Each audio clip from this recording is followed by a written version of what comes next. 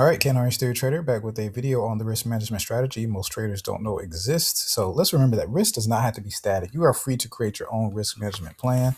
And remember that as long as the account equity is just sitting in your trading account, it is doing you no good. So when the setup appears, you need to be trading it. Now, the example that we have in this model is one main trade that gets you to $2 a pip, okay, pip value. Ideally, you want this trade to be your home run. That's like your A plus setup, right? So you're not going all in on it, but you want this to be, worth a buck a pip, 50 cent a pip, whatever your account allows. In this example, that's going to be $2 a pip. All the secondary trades, you're just going to use a one-to-one. These would just be like your hedge trades. These are like your base hits, right? So in case the home run doesn't work out, maybe you'll get a few base hits and you won't end the day red. So let's take a look now. So let's say, for the sake of example, and this is for someone really who's trading more than one instrument. Of course, I'm a currency trader, so that's how this goes. You have a starting balance of, let's just say, $200. You took 4 trades in this day right here. This is May 14th. Okay, this is a real charts I'm about to show you and how they worked out. So you took a GJ short, CAD yen on a 1 day, and all the rest are base hits: CAD yen, dollar yen, and pound New Zealand. Okay, so let's go through it. So pound yen was the one, it was the breakout. So you said, you know what, this is going to be ideally, hopefully my home run trade. And you already knew that you needed about $32 worth of margin out of your 200 to make the $2 a pip worth each tick being worth that amount. So each pip being worth $2.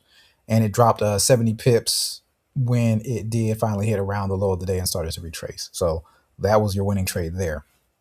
Now you took another breakout right here on CAD yen, but this one here you did a one-to-one. You saw the breakout of the narrow daily range. You were expecting price to keep going up, but it didn't. It did the opposite, and you lost. Okay, but you lost 20 bucks. Okay, the ones they're not that substantial. These are like your hedge trades.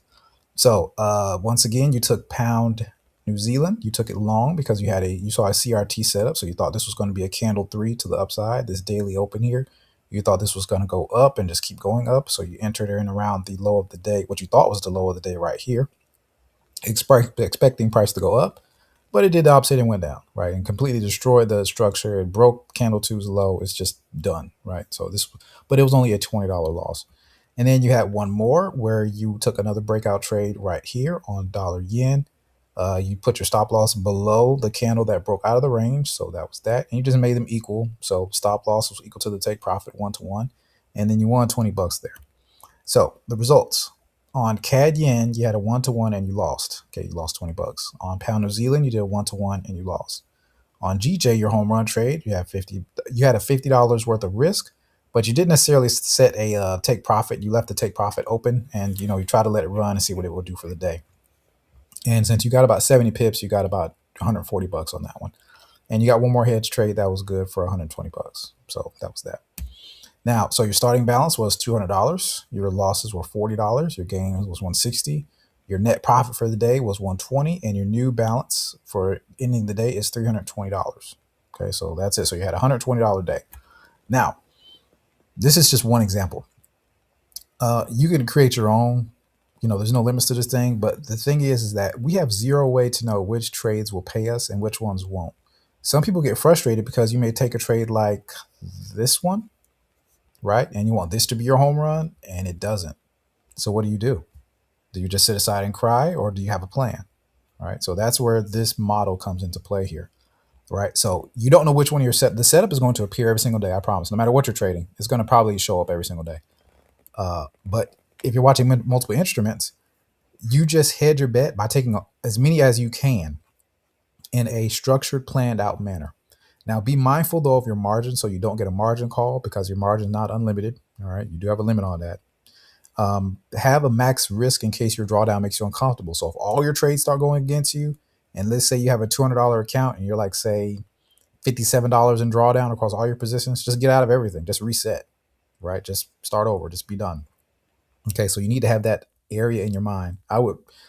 The odds of you losing all the trades are pretty slim, but don't think it's impossible. So if you see that the market's just not cooperating, never hesitate to just say, you know what, let me just go ahead and exit. And then you can't trade if you don't have money. Okay, so that's the point. You always want to be able to, every time you press the button, when you get out of a position, you want to be able to get back into the market without making another deposit. Always use stops.